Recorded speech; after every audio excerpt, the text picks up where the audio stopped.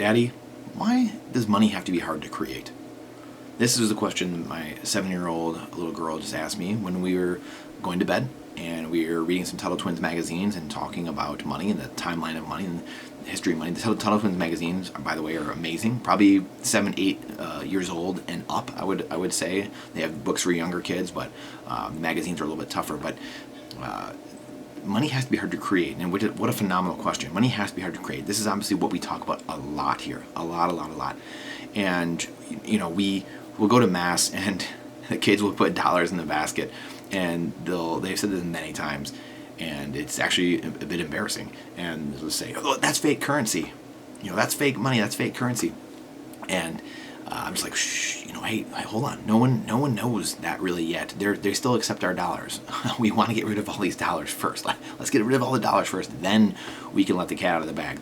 And obviously that's what we're trying to do here. We're trying to orange pill the world. We're trying to understand that the fight is not red versus blue. It's the state versus you. It's individuals against the collective. The collectivists are the globalists. They're the one world government people. They're the people at the top. They're the banking cartel.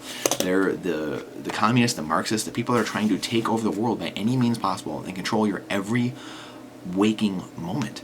And they're succeeding. They're doing a very good job. Look around you. CBDCs, central bank digital currencies, your social credit scores, the ESG, all of these things to corral people and herd people into these groups and to eliminate them.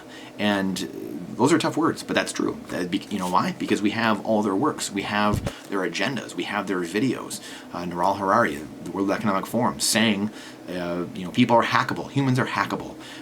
These people are clowns, and they need to have light shed on top of them. But money has to be hard to create. Before we go down any side tangents, money has to be hard to create because money has to have actual value associated with it.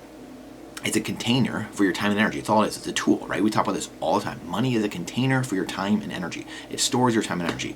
So my time and energy, your time and energy is finite. You want to trade it only for another finite asset. And the only other one I know is Bitcoin. Satoshi, for the first time in history, discovered pure money, true money. And these are novel concepts. These are hard. Most people, when I say these things, their head pops off, and their whole worldview is completely that their subconscious rejects it. Almost, if people especially haven't heard this before, their subconscious just rejects this immediately, and their gate goes up, and they just reject it and like, oh, okay, you're a moron. Oh, okay, it can't work. Bitcoin can't work, and we get all these things, but money has to be hard to create because, again, the value that's associated with it has to be worked for. And if someone can print it or type it into a computer, that value is being stolen from all the rest of the people using that currency, that money, and it's then sucked up to the person counterfeiting that currency, doing nothing but getting the benefit of using that currency, that money. That's why money has to be a store of value. It's a medium exchange, unit of account, and store of value. And there's some other characteristics here too, but those are the three big ones that everyone goes back to. Money has to be a store of value. Is your US dollar, is your fiat currency, your yen, your peso, your lira, is it a store of value? Ask yourself that. Is it storing value for you, or is it losing value? Well, of course it's losing value. They aren't stores of value, so therefore they aren't money. They're fiat currencies. 1971, 1964, and 71, dollar ceased being money. It's now a fiat currency controlled by people at the top that get to suck the life force out of you, and you are a cog in the wheel. You are a number, literally a social security number, assigned with your debt. Have fun. So, what a great question. Money, why does money have to be hard to create? Because if it's easy to create, mass chaos happens, like we're seeing now. Fiat currencies are what we have, where people at the top get to decide interest rates, how much is being printed, how much value, how much inflation there should be, 2% or 5% or 10 or no, back down to 2.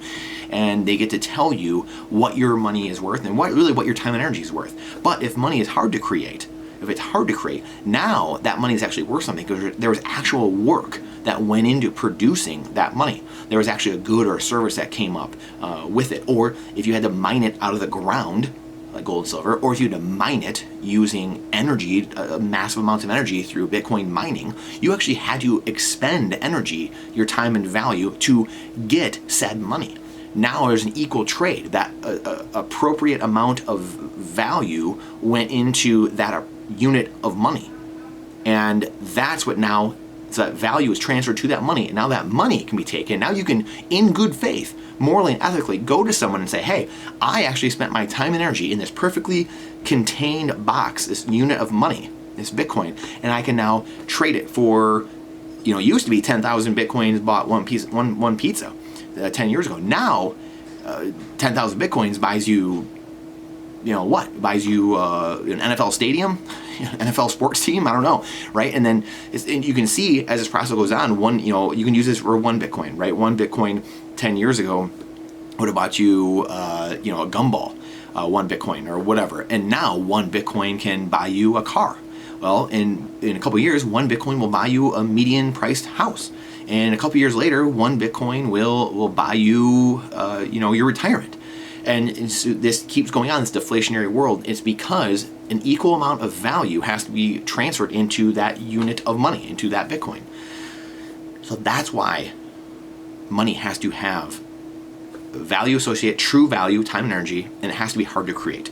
Because when it's not hard to create, when it's easy to create, people can do whatever they want. They can ransack your time and energy. They get to steal it from you and do whatever they want with it and sprinkle it back into wherever they want, whatever propaganda, whatever means necessary, whoever's pocket they want. And you have no say. They can type it up into a computer or they can inflate it away or print it up. That's it. So I hope that sheds light a little bit onto a question from a young child, but a question that even the oldest, the most wise people, unfortunately, can't even answer nowadays. They have no idea how to answer what money is. So we just answered two things here. What is money? It's a container for your time and energy. That's all money is. And number two, why should money be hard to create? So please share this out. The algorithm hates truth, and trust but verify. Verify what I say. Don't trust what I say. Don't just believe everything I say, but verify it. Question everything with boldness, even the existence of God himself. This is not financial advice, it's freedom advice. And I look forward to seeing you on the next one.